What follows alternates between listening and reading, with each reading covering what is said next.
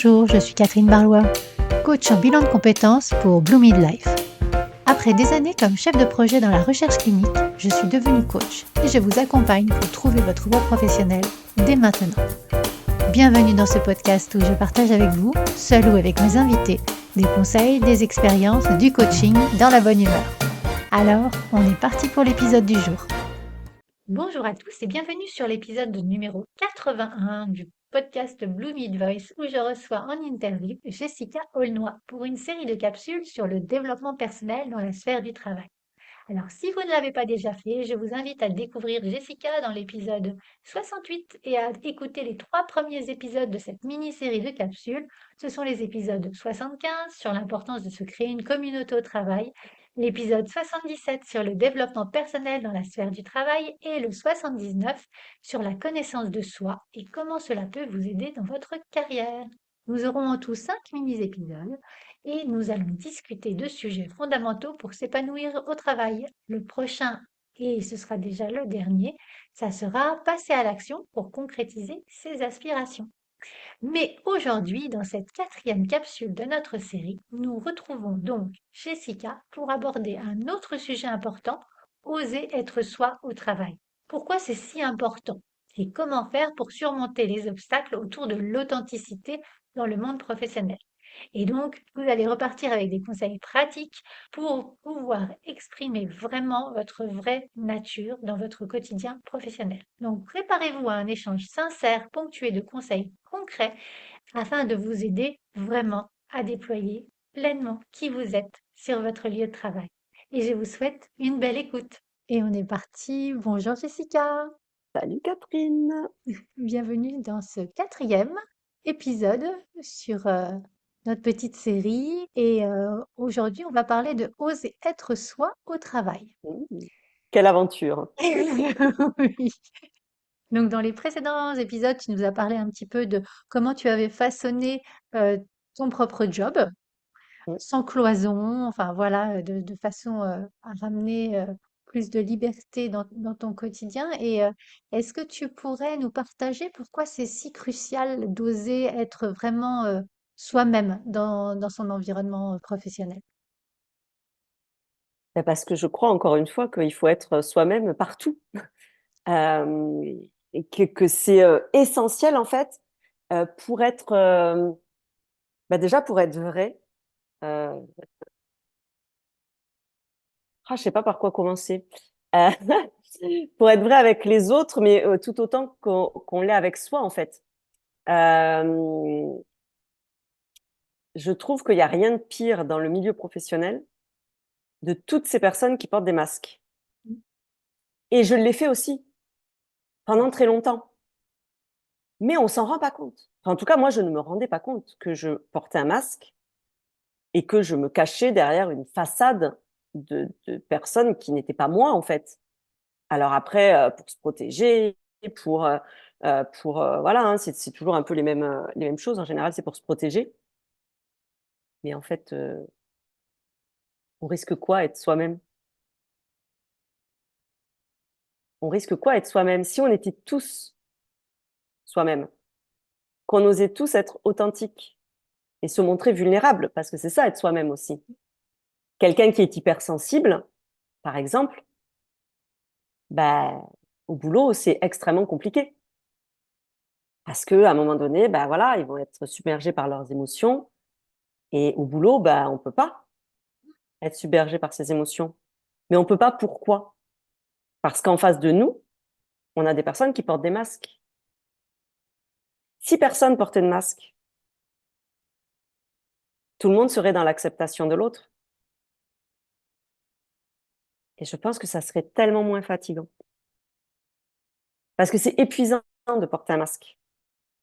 C'est épuisant de devoir contrôler ce qu'on dit, ce qu'on fait, de devoir s'habiller d'une certaine manière, tandis que en fait, on serait beaucoup mieux peut-être autrement. Et tout ça, c'est l'authenticité. Mais ça revient à ce qu'on disait dans le précédent épisode. Moi, aujourd'hui, si je peux être pleinement moi-même, authentique, vulnérable, c'est d'une, parce que j'ai appris à me connaître, et de deux, parce que j'ai créé un environnement favorable à ça. C'est-à-dire qu'aujourd'hui, dans ma vie de tous les jours, que ça soit dans mon côté pro ou perso, qui en fait est le même, je peux être pleinement moi-même. Et je me sens en sécurité Oui. avec, on en a parlé, je crois que c'était dans le premier épisode, de la somme des 5 personnes qu'on fréquente le plus. Si on peut pas être soi-même avec les personnes avec qui on est les plus proches, c'est pour deux raisons. La première, c'est parce qu'on se connaît pas. Tant qu'on se connaît pas, on porte des masques. Alors on change, hein, suivant avec qui on est, suivant le moment, suivant ce qu'on doit faire. Et la deuxième, c'est parce qu'on se sent pas en sécurité avec les personnes avec lesquelles on est.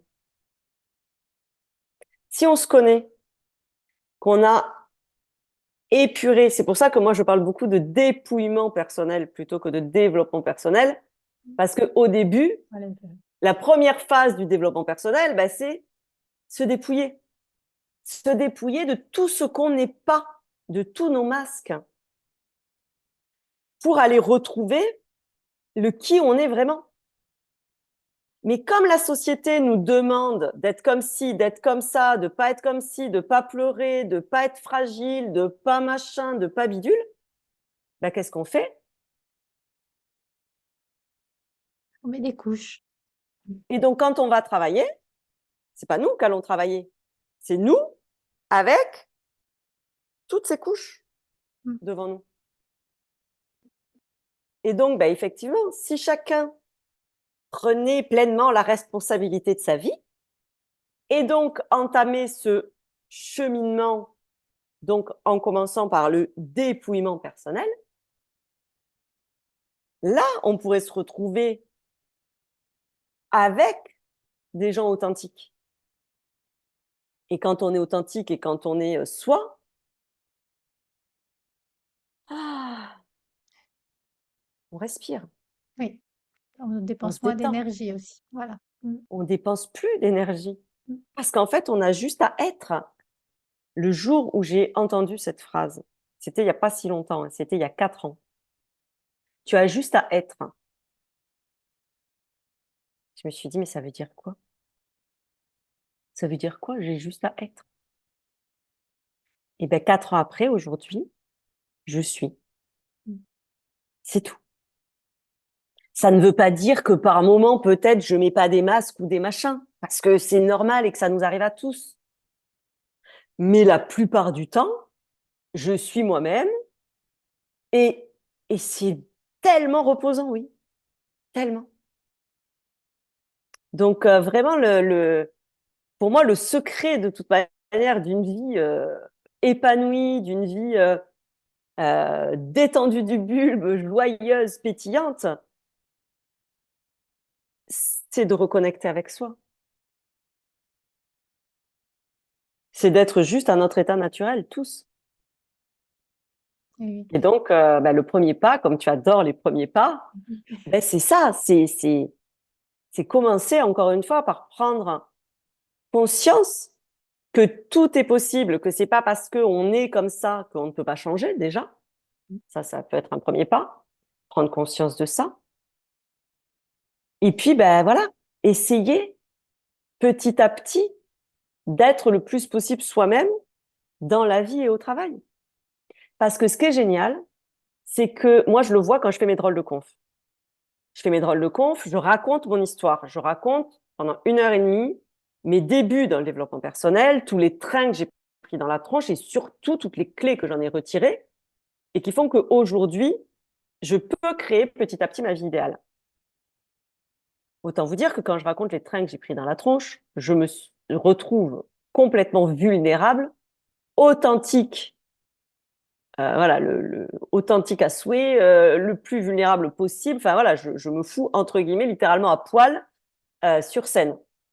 Et ce qui est magique, c'est qu'à la fin des drôles de conf, souvent, les participants viennent me prendre dans leurs bras et me disent oh, merci.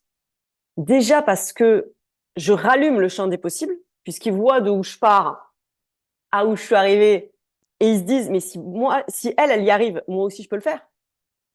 Et ça, c'est génial. Et ce qui est merveilleux, c'est qu'ils viennent me confier des choses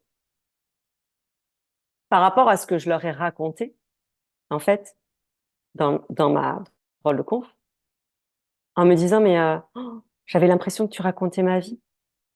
Moi aussi, j'ai vécu ça, mais je l'ai jamais dit à personne. Et toi, tu le dis là, comme ça, sur scène, machin, devant tous ces gens qui t'écoutent.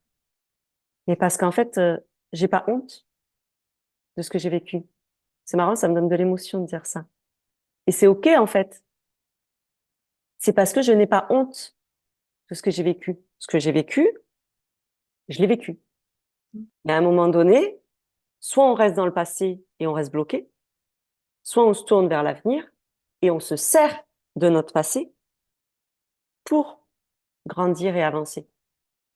Et donc, ce qui est magique, pour revenir à ce que je disais, c'est que les gens viennent me raconter des choses qu'ils n'ont jamais osé dire. Et donc, quand on se montre authentique et vulnérable, les autres se donnent l'autorisation de l'être en retour. Et notre société, elle a besoin de ça aujourd'hui. Notre société, elle a besoin de gens authentiques et vulnérables. Elle a besoin de gens qui donnent de l'espoir. Et chaque personne peut le faire. Tout petit peu. Tout le monde n'est pas obligé de raconter sa vie sur scène. Pas du tout. Mais tout petit peu. Quand tu vas oser ouvrir ton cœur à la personne en face de toi, que ça soit dans ta vie perso ou dans ta vie professionnelle, tu vas lui donner l'autorisation de se connecter à toi. Et donc à elle. Et ça, c'est beau. Et là, on peut retrouver, j'ai participé à un autre podcast il y a quelques jours, une once d'humanité. J'adore ce terme d'humanité. Parce que là, on est dans la dualité. On n'est pas lu dans l'humanité. Et quand on est authentique et vulnérable, on se connecte à l'authenticité, à la vulnérabilité et à l'humanité de l'autre personne en face de nous. Et ça, moi, je crois qu'il n'y a rien de plus beau. Il n'y a rien de plus beau. Donc, oui, c'est oser. Tout petit pas. Mais si vous avez envie de pleurer, bah, pleurez. En fait. Qu'est-ce qui nous en empêche? Moi, ça arrive que des fois, bah, je fais des lives et j'ai de l'émotion et voilà, bah, c'est OK, en fait. Et pour autant, bah, j'arrête pas le live, je le laisse en replay et les gens trouvent ça beau. Les gens trouvent ça beau. Alors après, bien évidemment, ça dépend du contexte. Il y a des endroits où ça va être plus compliqué que d'autres. Mais moi, je suis persuadée que c'est toujours possible, petit, de devenir un petit peu plus authentique, un petit peu plus vulnérable. Mais pour ça, ça demande déjà d'avoir conscience qu'on ne l'est pas. Oui. Et avec toutes Et les ça, étapes. oui. Et ça revient à ce qu'on dit depuis le début de notre petite collection de podcasts, apprendre à se connaître, découvrir comment ça fonctionne. Et petit à petit, ben, se retrouver. Merci beaucoup. Merci pour ces nouveaux partages et j'ai l'impression que progressivement, en fait, on va de plus en plus en profondeur pour retrouver, bah, comme tu disais, notre humanité. Mm. Donc, merci beaucoup. Je propose d'arrêter là notre épisode numéro 4 Mm. et, euh, et de repasser à l'épisode 5 bientôt. Ce sera plus dans le passage à l'action, mais c'est nécessaire à un moment d'aller vraiment dans ce qui nous anime et qui on est. Bien Merci sûr. beaucoup, Jessica. Merci, Catherine. À bientôt. Si cet épisode vous a plu, n'hésitez pas à le liker, à le partager, à mettre 5 étoiles sur votre plateforme d'écoute préférée. Et je vous souhaite une belle semaine.